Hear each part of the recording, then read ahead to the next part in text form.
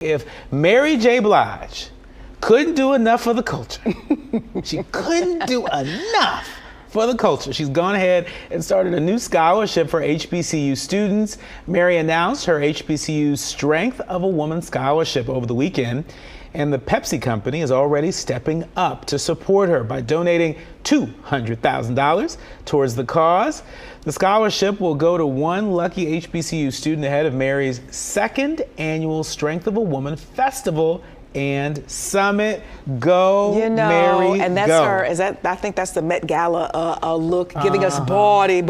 Mary's about a month older than me, so this is 52, darling. Oh, okay, this is 52, all right, darling. We see you 52. Either a month or a year. I think it's a month, but 52, darling. Early 50s. Let's say that. But listen, Mary. Speaking of cutting people down and canceling culture, Mary is one that you just don't.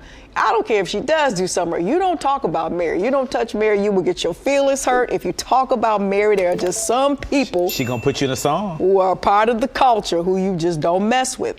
And speaking of a journey, I can remember my early days in radio, being at all the little radio jams and being backstage in the green room. And Mary was, she was, there was some challenging points, in her life. And just to see her, kind of, again, shift. Yeah. And be so honest and transparent about it. Yeah, and speaking of a shift, it's nice to see folks sort of, shifting in gear to, love on our HBCUs, right? We've certainly reported on folks like Taraji P. Henson, who's been bringing the love back to HBCUs like Howard and Morgan State, among others. And so it's great to see, Mary following in that same vein, because, our kids need our support. Yeah.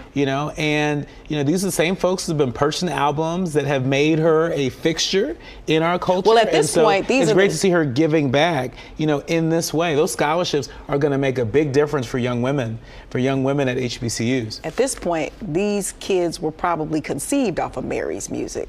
We talking about early 90s. These kids probably weren't born till the 80s sometimes. So they might be here or the 2000s, they might be here because of Mary. My mind is still stuck. I'm still thinking the 90s was just 10 years ago.